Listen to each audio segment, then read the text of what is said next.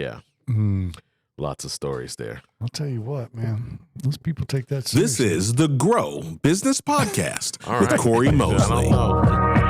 Serious is serious does. Yes. No, this is good. Well, no, and I got another.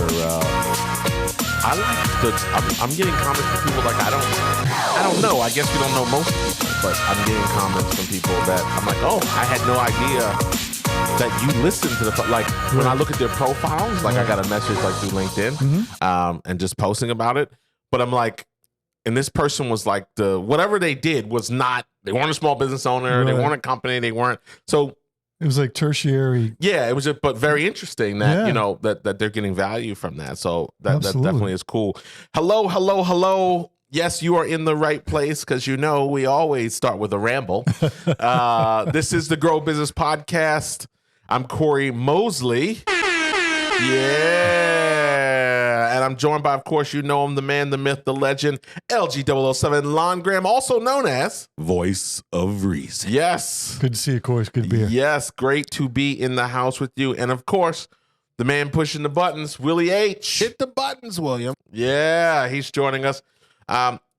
If you are streaming us on audio, nothing has changed. You will notice nothing different. Right. If you are watching us on YouTube, then you'll notice we're on a different set today. Yeah. So we just mixed it up. We were doing some stuff. We were doing some other content. And just in the interest of me being nice to Willie H., I said, you know what? Just keep our setup. Right. And we'll do the podcast from here. You don't have to, move all our cameras and get back to the other set. So for a couple episodes, I think we're going to keep this platform here. And, we're closer. Right. We are closer. Closer than close. It'll be nice to get some feedback on what people think, too. Nobody. That's a song. You know that one? We've become closer than close. Yeah. Oh, come on. Where's your soul? You're supposed to be the white guy with soul, LG. I got some soul. I don't have all of that soul. Okay, I know you've got some Frankie Beverly in the in the iPhone there. I know. I've been out with LG007. I've been in a few lounges with LG007, and he knows a few of those. He knows a few records or two. Let me just say that. I'll surprise you. Yeah, he's gonna surprise us. Well. Listen, as always, we're super excited to be here no matter where we're recording from, what set we're on, or what we're doing. We're here to do one thing, and that's to help your business get growing, get going, and that's what we're about. And we want to educate and entertain you. So we always like to start, with a great thank you for tuning back in for another week. We're happy to be here as we continue to build. And when we were opening, we were just talking offline before we started recording just about some nice comments and some people reaching out, that they like what we're doing. They like the information. Some people are getting value, some stories, some good stories are coming from it. And I think it's just super important. Well, and yes, Cory, and what's nice is one of the things you said is that, there are some people that we're getting comments from that are directly in line with who we're targeting. Yep. And then there's some other people that we're getting comments from that are professionals, because we're getting comments on LinkedIn and some of the other platforms. And so it's nice. And so thanks for coming, and thanks for coming back. That's right. We've got another exciting show. I think what was interesting. So I think what's interesting, because we get a lot of guest inquiries. Okay. And I don't, we've never really talked about this, but I and I had a previous podcast that we did strictly for entrepreneurs. Okay. And that was all guest driven. But I have to tell you, I really like this format to not be dependent on, a lot of people are doing guest stuff. Right. So, but again, as we say, we're not guru. We're not trying to be your guru or anything, but we want to use this platform. We're fortunate to have access to this platform, use this platform to educate, to maybe share some lessons, some things that have worked. But I don't think I don't have any intention of going to a guest-driven platform anytime soon. Okay. So, I mean, that probably should make you feel good, because I don't think we have 3 microphones. so I don't think we have 3 microphones. So I mean, that should be good. I guess maybe, I don't know, one day we'll Zoom somebody in or something. I don't know. Yeah. But until then, you just got us. Yeah, well, and it's fun. And our rants. Yeah, well, Or my rants and your commentary. Your follow-up to my rants. I was talking to somebody the other day, and it's like, you know, if you're calling a sports game, it's like you're the play-by-play, and I'm the color. Yeah, okay. Yeah, I like that. I like that. Did you just call me colored, Lon Graham? No, I you said you're the play-by-play, and I'm the all color. I got a little Frankie Beverly in me. Come on now. That's all right. Okay. Just want to see if I trip you up there or not. All right. Okay. Well, we've got another exciting show. Lon does not know what we're talking about. We're back to that now. Maybe I'll Not yet. give you some grace on the next one. Give you some advance notice. I think our next show you actually have curated the message for. So Okay. Until then, we're back to normal. Okay. But I thought what was really interesting, and because again, this is almost like what's happened this week or within the last few days Right. that I think is actionable to talk about. And we were doing some private shoots. We're doing a rebrand and what we call a brand modernization for a company right now. Oh, nice. So in keeping with that, you know, we integrate video content as well as their website and their digital marketing and those things. So we had them in the studio, and we were just recording a lot of content, and they were used to doing commercials. So I thought what was cool was they had an opportunity to see the dynamic, because there's a distinct difference between going out in the field and shooting a commercial and that type of thing. Yes. There's a distinct difference between that and producing thought leadership content. So what I wanted to talk about today is sharing some ideas and tips and strategies for growing your business using thought leadership content, particularly when you're not a household name. Right. Right. So it's always great to get, celebrity endorsements and those things. That stuff's easy, right? You want to get your product going, you get a celebrity endorse it. The Rock recently came out with a line of skincare products for men. Okay. And I bought some. Okay. Like, just that simple. Okay. Walk by, there's The Rock on the billboard with the thing. Right. And now it's not junk, like it's paraben free. I don't want to get into the nuances of soap, but it's paraben free and phosphate free and some of the nasty stuff that is not good for you. So it's not a bad product, and it was reasonable. It was cost effective. So it wasn't a super high end premium. It's not the tears of whales that are going that you're washing your face with or anything like that. Right. But my point was, it was a direct connection. Oh, great, he's got a new product. I'm going to try it. Right. Had that just been a model on the cover holding the bottle of body wash, I probably would have just gone, walked past it. Wouldn't have resonated the same way. Right. Most of us don't have that luxury, right? So most of us don't, are not known at the great, aren't box office blockbusters or aren't sports stars or anything like sports athletes or recognized that way. So there's a unique opportunity, though, if you are particularly, and actually I was getting ready to kind of segregate, but really I don't need to. I was going to say, particularly if you're like a service-based business, but it really doesn't matter if you sell meat. Right. If you run a butcher shop, your ability to use thought leadership will be very, very important outside of just doing an ad or a silly TikTok or dancing or something like that. All of those things can have value in terms of your marketing, but today, really want to hone in on this idea of thought leadership. So clarity from that point, when we talk about thought leadership, we're talking about the idea of sharing your ideas, sharing your expertise, sharing your knowledge and your philosophy with that. Yeah. So that's what we're going to jump into.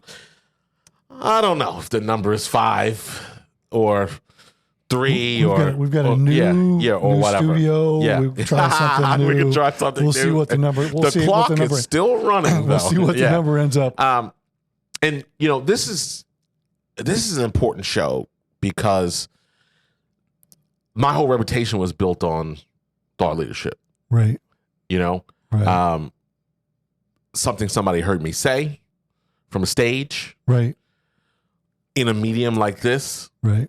I mean, you can go back, I think it's real grainy because, we didn't have great quality video, but I think you can go back 15. I think I've got YouTube videos that are, I don't know, maybe 20 years old, 15 years old or something like that. Sure. Eight, and to carry the 122. You were an early adopter in the YouTube platform. Yeah.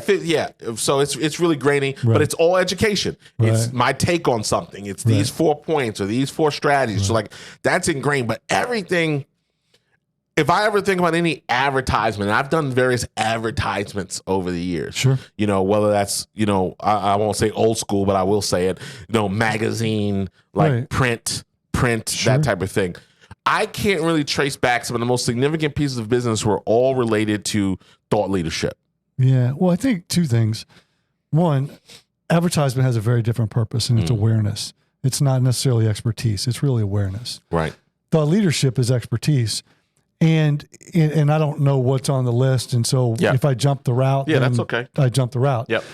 But the reason thought leadership becomes more and more important is because in the world of AI, you need to prove that it's your idea. And I'm reading more and more articles, whether it be in HBR or whether it be in Forbes or whether it be, these professional publications. And people are talking about, well, how do you know what's real and what's manufactured? And AI, artificial intelligence, the name of it is... But they've got software now. Correct. We had a teacher, I was talking to an educator, and she was talking about, she's an adjunct professor, and she was talking about now how they have to prove, and they have methods where they're fact-checking the stuff that the students are sending in, and they have, but because like anything, new stuff creates more work. Right. You can't just accuse the student. You have to have proof. Right. So they have they have a whole new process now of how they have to identify, and they have to literally go to the student and go, this whole chunk based on and the software and the algorithm and this, that, and the other is false or is AI, was not generated by you. Right. So we're, tying that back into what we're talking about today is the thought leadership piece. An interview, you're doing this work with this client and in the rebranding and repurposing their messaging, having a conversation, 15 minutes, 20 minutes, whatever it is, just like this podcast is a conversation that we have on a weekly basis. And we're talking about things that we know and our experiences, hopefully to help other people to do better in their business and grow their business. Right. Thought leadership in the right format distinguishes that you know what you're talking about versus going to the laptop or the computer and saying, hey, look what I was able to research and communicate somebody else's words and somebody else's thoughts to somebody else's ideas. So it becomes more and more and more important that when you show up, the proof that you've demonstrated, you have the ability to execute on. And this is applicable across the thing. I mean, if you think about social media now, there's 2 things on the home improvement side that we're looking at, right? We're looking at repainting the house. Okay. So my wife it's all thought leadership. Right. She has not gone to benjaminmoore.com to look at what they say are the colors, or she has not done anything institutional. Right. What I'm getting on my phone is Hector Jones, who is a paint guy. Right. But he's like, hey, let me show you the latest colors. Let me show you why. And he's painting the wall and he's doing that. Right. To drive his business. But he's not part of a conglomerate. Right. He's not a Sherman-Williams, whatever. Right. So, I don't know, whatever paint they sell, but he's a small business that I can order from that's not necessarily local to me. Right. There's a flooring guy that she follows now because I get all the, shout out to my wife because I get all the videos. Oh, what do you think about this color floor? What do you think about this floor? Right. And it's literally a guy who's in his family's flooring company in California, not here, in California, that's showing you different woods and why you don't want to do this and why gray is out and why this is in. Right. All thought leadership content. 100%. I did not go to the flooring manufacturer's website or Home Depot to get this information. Right. And that only works if you're putting yourself out there. So we'll get to number 1. Okay. Number 1 is identifying the niche in the audience. Yes. Please don't just make content. Now, this is one of those lessons learned. Right. Right? just don't make content for the sake of making content. Correct. Now, could you stumble upon what we're doing here and learn something in general? Yes. But the best use case is a business owner. Right. Or someone in a position to influence the decisions at a business, right? Correct. It could be a chief marketing officer, it could be a chief sales officer, it could be somebody in that realm, Right. An entrepreneur. But like, you really should be within that realm. Right. If we just started talking about current events, did you see the game last night, Lon? Right. I mean, we could say some interesting things or some crazy things just to be, controversial. We could. But we wouldn't be talking, like, the audience is in misalignment. Yeah, just because you can't talk about things doesn't mean you should. Right. That is correct.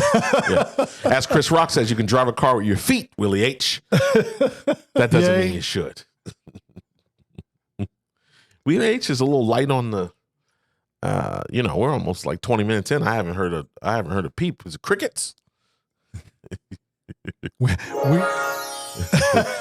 need. Yeah, that's a terrible. I don't know what that was. That may be a clue to us that we need to keep Willie H awake. Yeah, I don't know. Yeah, I don't know what's going on over there, Willie H.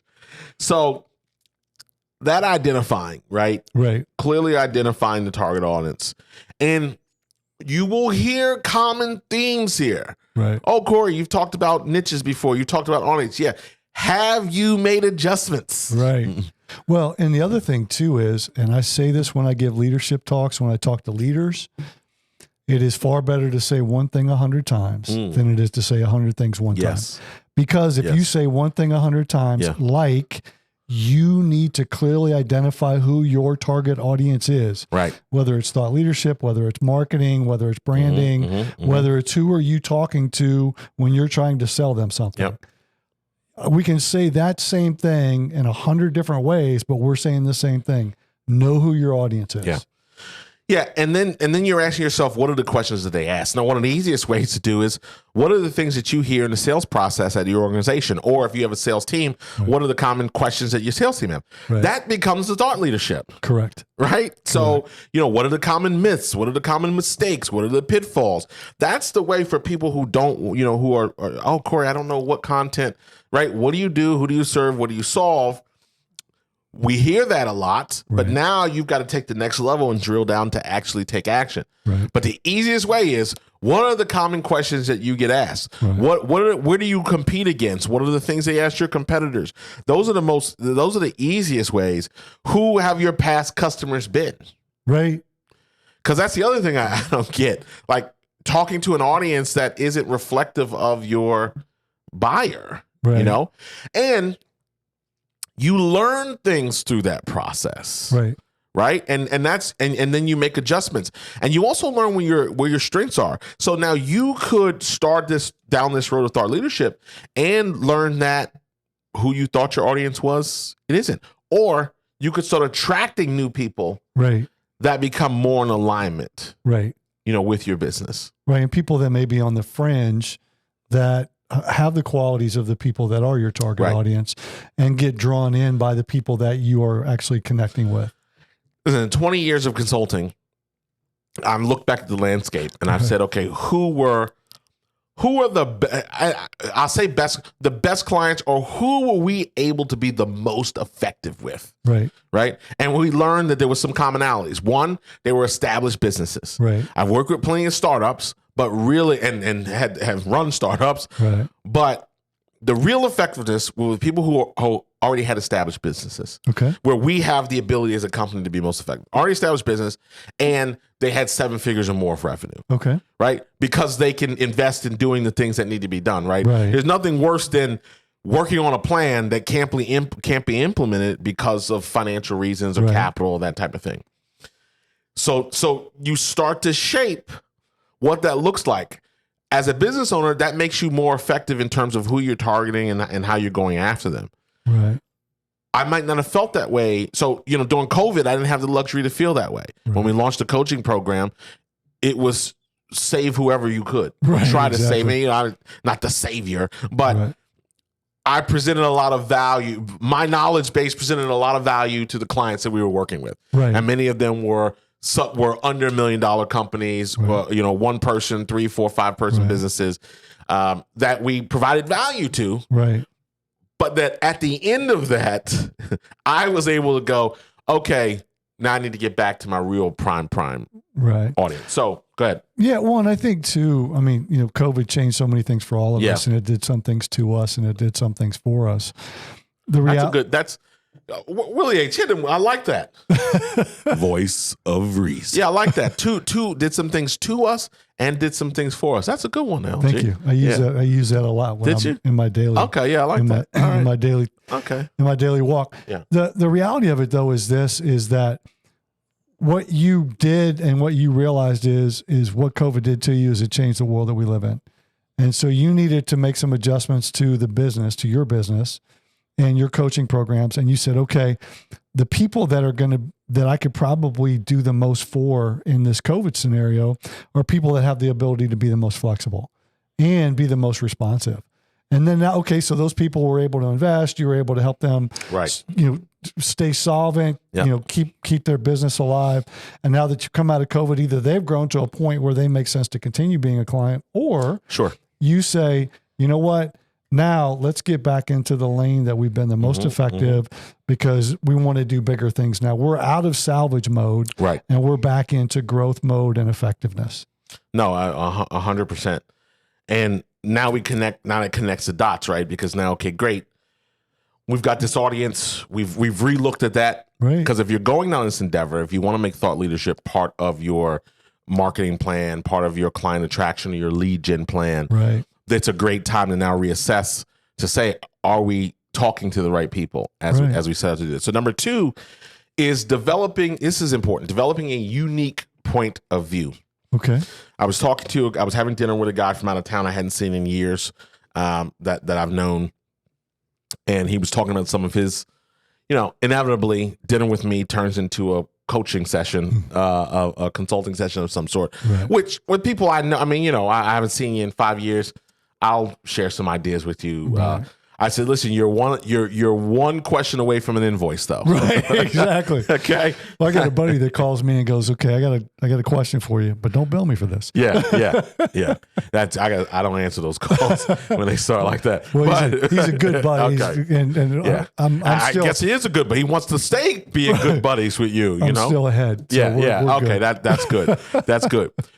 So he was talking about some of the things he does, and he's kind of in the training consulting space. Sure. And he was talking about some of the things he wants to do with his business. And I said, you're the conversation's too broad. You're gonna have a tough time. There's too many players in that space. So you have to get. You have to figure out what your, we would call it USP, unique selling proposition. Right. But what is the point of view, right? Great, you want to be a trainer. Great, you're good at sales. Okay, good luck being a general sales trainer out in the world, right? Right. That's just tough. Now, maybe you need to focus on follow-up. Maybe you need to be a phone trainer. Maybe you need to specialize in omni-channel sales or whatever. But there has to be a unique point of view. The only place I get concerned where I caution people, just because I've dealt with this, is when you're working with that unique point of view, try not to be, my suggestion is to not be disingenuous about the point of view. Okay. Meaning being controversial for the sake of being controversial, even if it's not really what you believe, Right. but just the shock value, of it. So a guy, I follow Ramit Shetty, who I will teach you to be rich. Okay. Is his thing. Sure. And he, absolutely don't buy a house. Okay. Right. That's his big thing. Right. So of course that's very polarized. That is a unique point of view. Right. Don't buy a house. You don't need that. You've been misled. The American Right. dream, the idea that you got to own a house is, and dollar for dollar, when you do the math, down payment, cost of ownership, what he calls hidden costs that you don't even see in terms of that, it's not worth it. Now, this has been his marching mantra for the last decade. Okay. Right. So look, he has a unique point of view. Correct. That's literal. He rails against, some of the Dave Ramsey stuff and these guys. So he has a unique point of view that has a contrarian aspect to it, but he's not onto some new shtick Right. every month or every year. Right. His fundamental message is still the same, and he defends that thesis, as you would say, Right. in those ways. So what are your thoughts on unique point of view and advice on that? Well, I think the unique point of view is what distinguishes you, as long as it's genuine, and as long as it's so. If your point of view changes with the calendar, well, then you're a generalist because you're hard. Well, not even you're really just you're fair weather at that point. Well, and you're me when it comes to time for the Super Bowl. Right. I love the team that's winning. Right. Well, that's exactly right. And the reality of it is that you're not credible and you're not believable. Right. And that's what you have to be able to stay in business and get new customers and keep customers. Yeah. So I think you're right, but I think what you have to do is you have to identify what makes you unique and then lean into that and go at that strong. Did I ever tell you the happy people scare me story? No.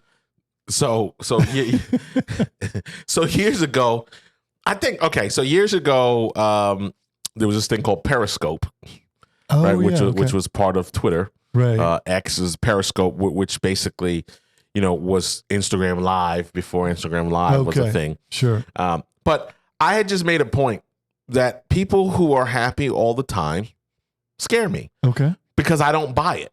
Right. That's not how life works. Right. Now you can, and if you're forcing yourself into happy mode or whatever, so oh hey, how are you? Great days, all day, every day, no matter what time it is in the morning. Like, dude, you're due for a tragedy, because that's just not life is yin and yang, joy and pain, happiness, sadness. Like, there's life just doesn't. You have good days, bad days. That you don't have to, as my friend Walter Bond says, right? You can throw a pity party, you just don't stay there. You got to throw the pity party and get on with it. Right. That's different. I'm talking about, people just so that's what I put out, which was a unique point of view. Correct. Right? And this guy was like, I still remember it because it really irked me. I just heard the most ridiculous thing from this guy who's supposed to be a this or that. He was talking about me. Okay. That happy people, that you should want to be happy. And I have a sign next to my mirror or my desk that says "Remember to smile," and to all these things. And I was so irritated by this statement because my point was true and it was done with humor, the way I do it, because I don't buy it. Right. And a guy who was here with me at the time, shout out to Ron. He knows who he is. He listens. Hey, Ron. Yay. Yeah. He turned to me and he said, "Ron, I know you remember this story if you catch this episode." He says his reaction is based on the fact that you're the guy he's talking about. Because he was a guy who was going through a divorce, who was involved with someone who wasn't his wife, who was entangled in some child custody issues. We knew, because I knew the backstory on him, that was involved in some legal stuff. So this whole idea of trying to stay happy or force happiness, it wasn't real, right? And he wasn't that guy, right? So. But Ron's point is like that was the guy you were talking about. Right. So I had that view and I stood by my view on that issue, and it was a unique point of view. Perpetually happy people still scare me to this day. But it was one of those things where that was genuine versus going to look for something to rail against. Right. Going to look to pick a fight. Right. For views or for whatever. Right. And unfortunately, folks, we're in that society a great deal. Right. That's how political TV works, right? I don't care what side of the fence you are. Conservative people watch Fox News, more liberal people watch MSNBC.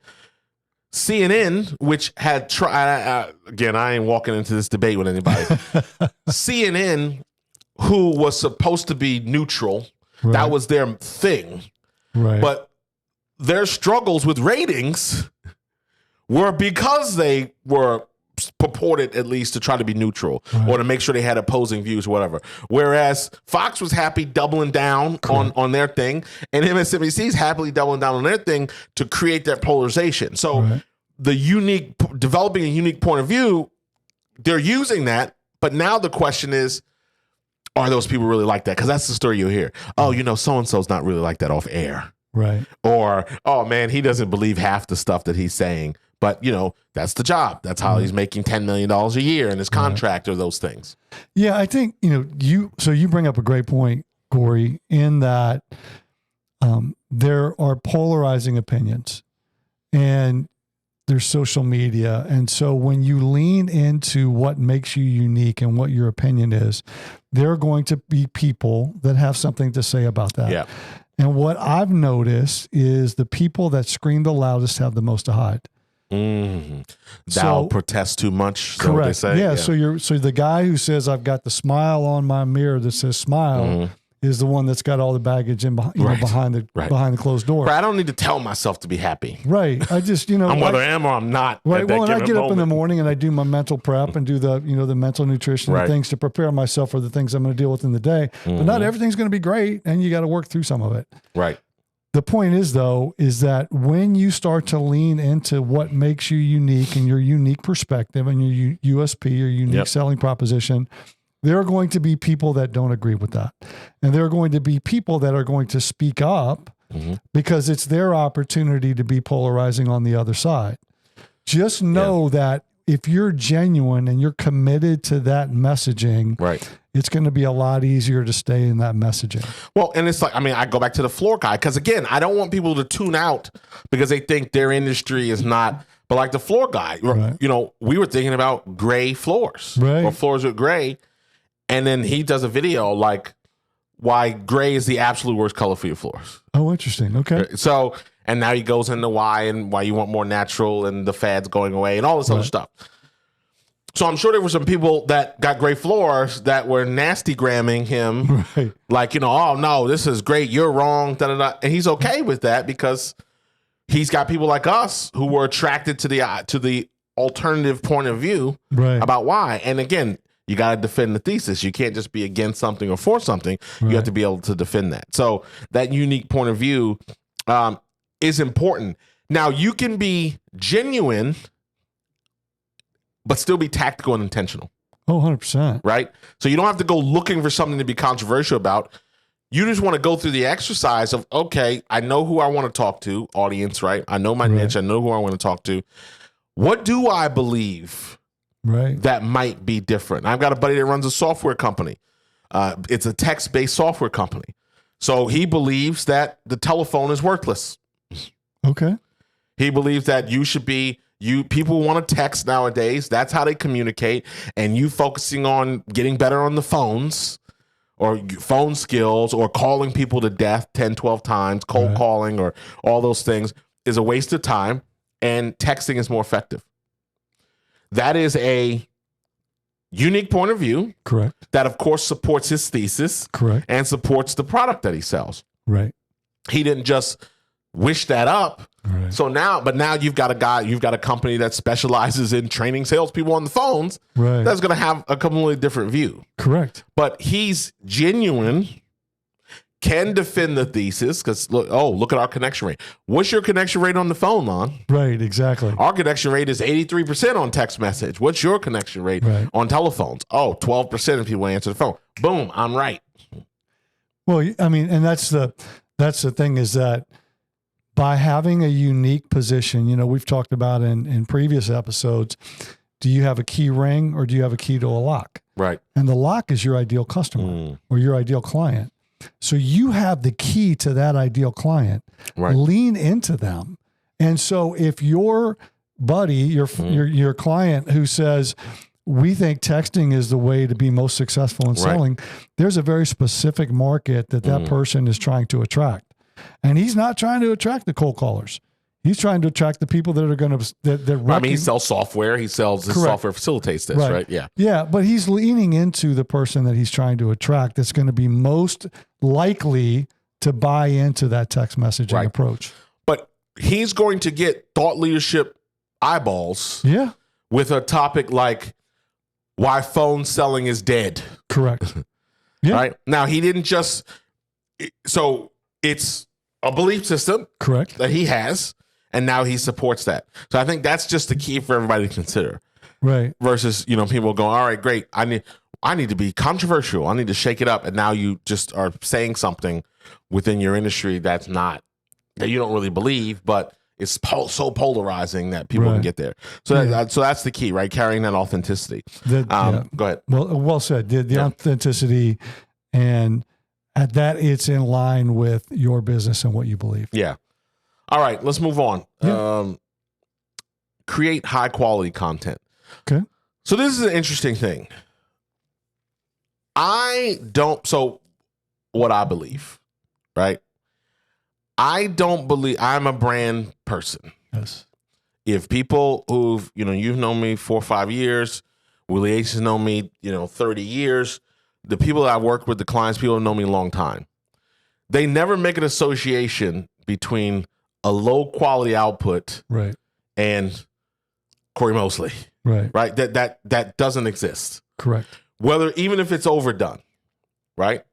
We could do this podcast without any visuals. Right. We could not have recorded video at all, and we would be saying the same things and doing the same things. Right. But okay, if we're going to do it, then we're going to do it right. Now, you can have a different version of right. Correct. But I believe you will never be hurt by having high quality content. Ever. You will be hurt. You can be hurt by having low quality content. Correct. No one's going to go, oh man, that content was so high quality, I'm never doing business with you. Right. Now, people can say stupid stuff like, oh, you must be expensive. But this person that would say that is not the customer of the person that, right? You see what I mean? Like it doesn't correlate. Right. Well, and I use the baseball analogy, and when I lean into analogies, I tend to lean into sports because that's my background. I use the baseball analogy. In professional baseball, there's A ball, double A ball, triple A ball in the major leagues. Yeah, we've talked about that. And you pay a different ticket price to go watch each one of those. Right. You pay the highest ticket price to go watch the best players in the world. Sure. And that's in Major League Baseball. You pay the lowest ticket price to go watch an A ball team at your local ballpark.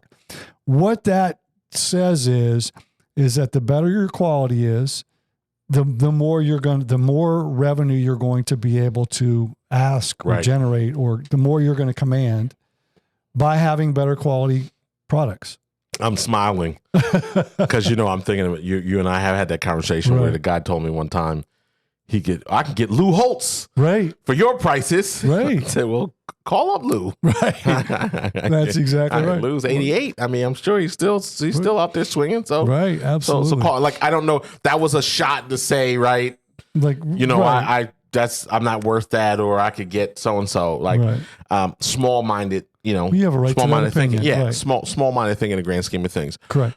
It makes me think there was a line from a movie, and I'm sure the line is from The World, but it was in a movie, and the guy made the comment. It was a Chris Rock movie. I love Chris Rock.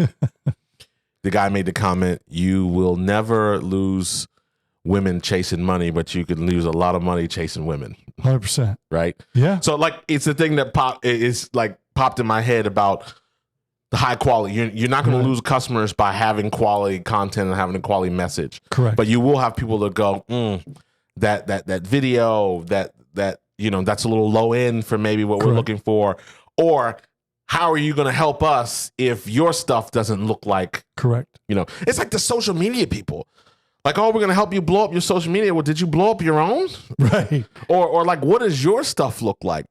So I don't know. I sometimes I don't get it when I think about, we talk about this ad nauseum, websites and we do. Different people's visuals. It's just what they put out. Correct. What do you want someone to do? You've got broken links, buttons on your website. Well, what are you trying to put out high quality content? Right. What do you, and you're going to, what you attract is what you put out there. Yeah. So if you're, again, going back to the baseball reference, if you're double A talent, you're going to attract, if you've got a double A complex and a double A facility. And if you're using ChatGPT and all this other stuff, we talked about that. Right. If you're using that stuff, you still have to, you got to get involved. Correct. Or it's not going to, it's going to sound like a robot. Right. And not you. So even if you're using it as an aid to help accelerate some things, Correct. you've got to go back, or else it's not going to sound like you are going to, like, if you type in, give me controversial opinions on flooring, Right. it will tell you some stuff. Right. But that's just a guide. You Right. can't, or else you'll read it like a robot. In the ever evolving landscape of flooring, one thing like that doesn't probably sound like Earl, No. who's gonna do the flooring video. And, So and Earl may do a great Yeah, job. It just yeah. doesn't show up that now way. you don't need to go. You don't need to go. Spend a lot of money on a studio, but. There are ways, again, focus on the highest quality as possible, right? You've got high quality. I mean, your phone's super high quality now, but now you go a step further. How do you set that up? What is the sound? What is the messaging? Where can you make those investments? And also based on the mode. So maybe you want to put out infographics. Don't put out crappy infographics. I mean, that's all. It's not that hard, right? Everybody's trying to get it for cheap, right? Right. Everybody's, Fiverr has created this whole idea that it's $5 for everything. Right. And trust and believe, if I talk to a client or I'm talking to a business, I know if they built that website themselves. Right. And I'll say it. And they'll go, how'd you know that? I said, because it looks like it. Right. Let me ask you a question. What classes have you taken on web development? Right. What school did you go to? What courses did you take? None. Yeah, I know. The commercial made it easy. Right. The same. Contrary to popular belief, Wix.com is more complicated for good output. Correct. Well, and the reality of it is they would be able to identify low quality work in their space. Right.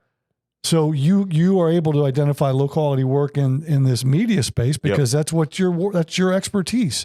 Their expertise in flooring, they're going to be able to look at a floor and say, well, that's low quality work or high quality work. Yep. Because that's their lane. All right, I'm going to bulk a couple of these together because we're running long. Right. No, so I mean, I'm not gonna bolt together, but I'm not gonna spend a lot of time on them because choosing the right platforms. That's another one to point out, right? So again, which can be tricky. TikTok. There are a lot of people doing a lot of cool things on TikTok when we think about the age gap. Right. But my mother's on TikTok, heavy. Right. She's liking all my stuff and all this other stuff and hitting that buy button way too much. Shopping on TikTok.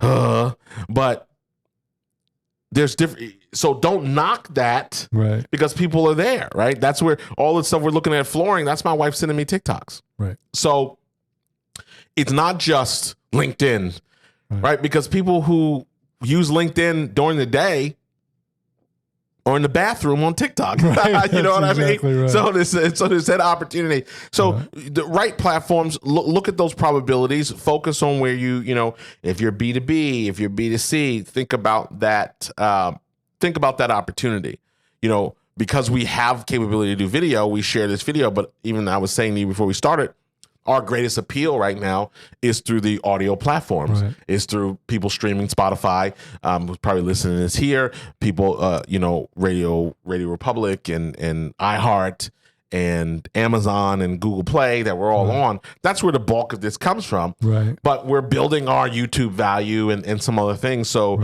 we want to be here for people that engage that way. So that we've got create high quality, engage, right? Try to respond. Now, there are people who are real active, and maybe that works for them. I don't know what the ROI or ROE for me, return on energy, is in that way. Now, if somebody posts something, we respond to everybody. We respond to our reviews on Google and all of that stuff. So engaging through that process helps establish a thought leadership, because I think there's people who will find it cool that you reached out. Yeah.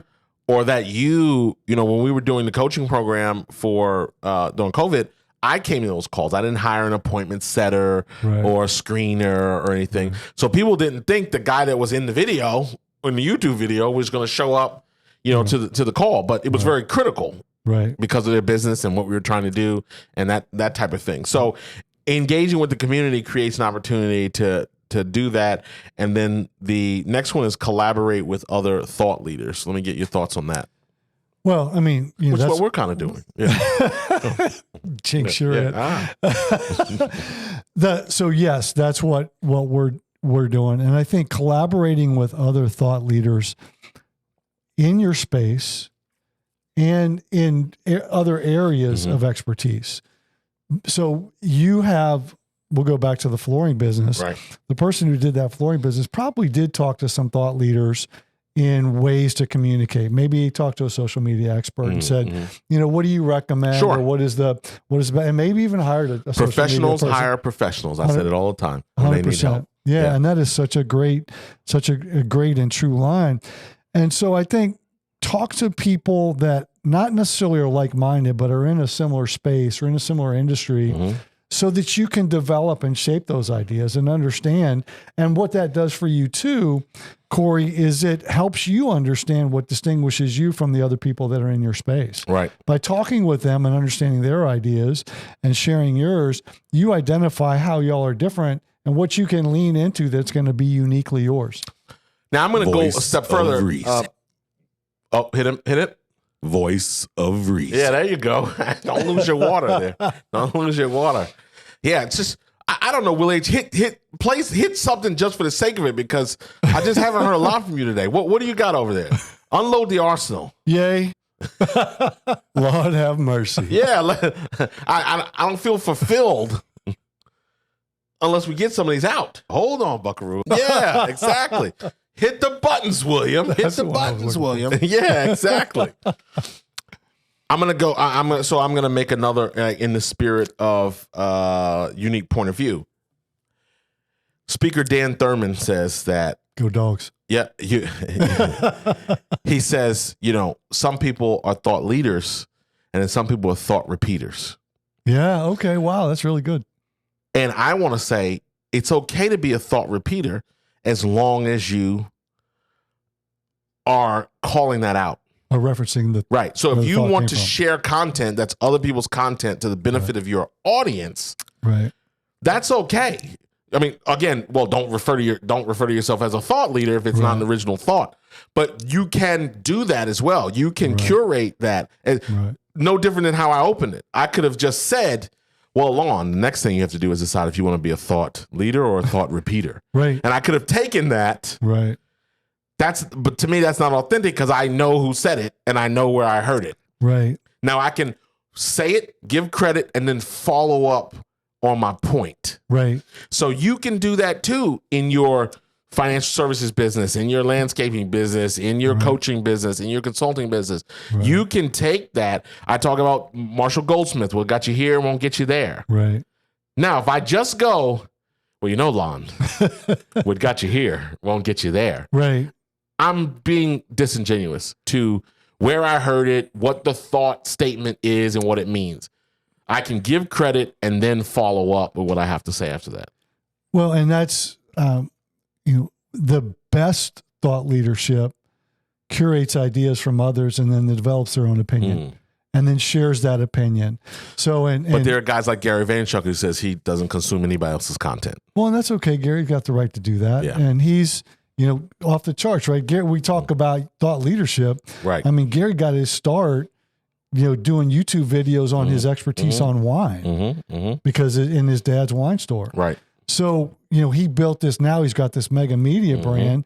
So probably all of what Gary Vaynerchuk thinks is what all the things that he's done. Right. So it's probably directly from his experience. So he has the luxury of not doing that. Yeah. But to your point, we can use those. I mean, I've worked in healthcare for a long time. And when I go see surgeons and doctors they present data that's been published and say, here's where it was published. And now here's how I use that to treat my patients. Right. That's exactly what you're talking about. Talk about what you've ingested. In that world, though, that's part of the game. That is part of Here the game. in the general wild, wild west of business ownership, I hear people stealing people's stuff all the time. Right. Well, and that's true, but I'm using that as a point of reference as to how to do it effectively. Well, you actually did a great lead into the last one before we get out of here, which is measure your impact. Oh, okay. Right. So you talked about sources. Yeah. And then how that source gets used. But look at the engagement, right? So as you take on this role to be effective in thought leadership and sharing thought leadership, see what's resonating, pay attention to what's resonating and not. Right. But the confusing part is don't let all this stuff about algorithms and trying to figure that out dissuade you from putting out your content. Because we put out some stuff that, I don't know, the algorithm doesn't like. Right. And 5 people saw it. Right. And then 5,000 people see the next thing. Right. It drives me insane. But here we are. Well, one of the things that I've heard people say, and I've heard multiple people say it, so I don't know who to give credit to, but let's say you put out a post and 100 people see it. Yep. If you were standing in front of a room of 100 people, and saying that, you would be ecstatic. Sure. But because there's this perception that only 100 people saw what I had to say, right.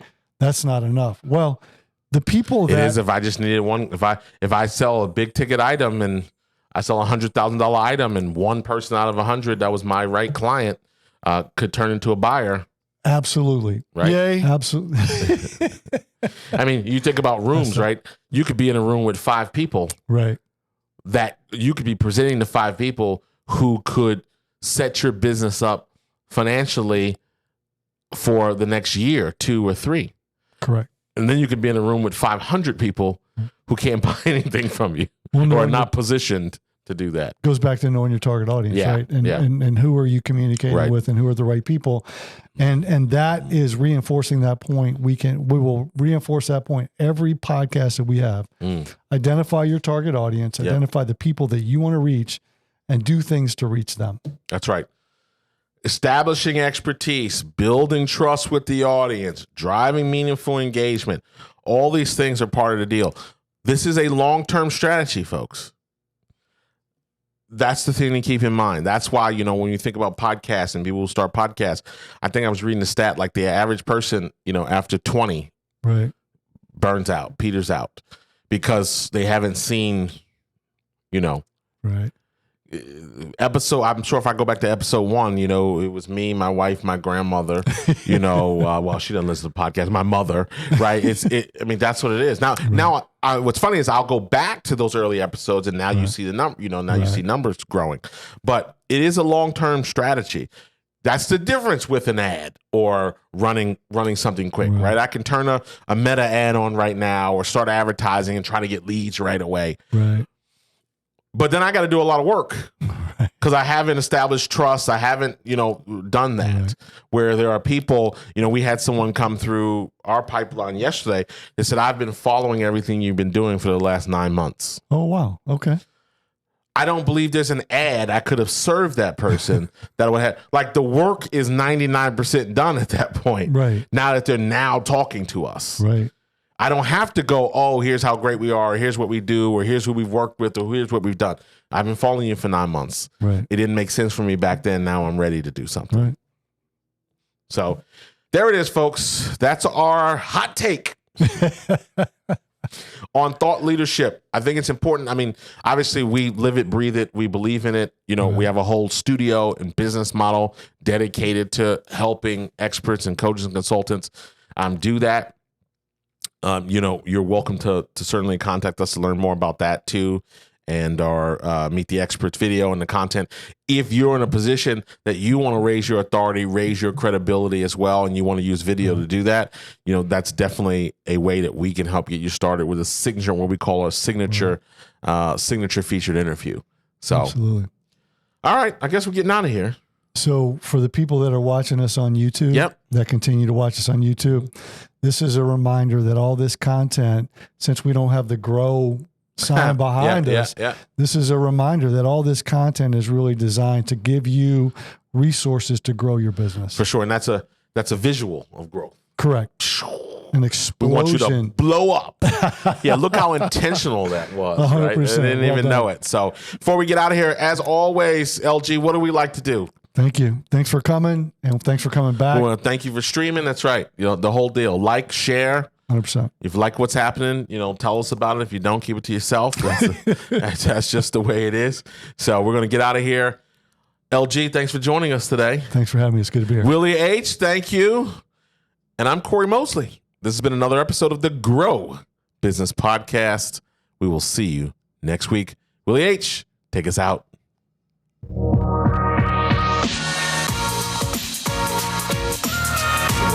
Tight on the buttons this week. Yeah, we gotta work harder. We gotta earn some more. He's like, I ain't just giving up. I ain't just hitting these buttons. You gotta work. You gotta work for it. Hit the button.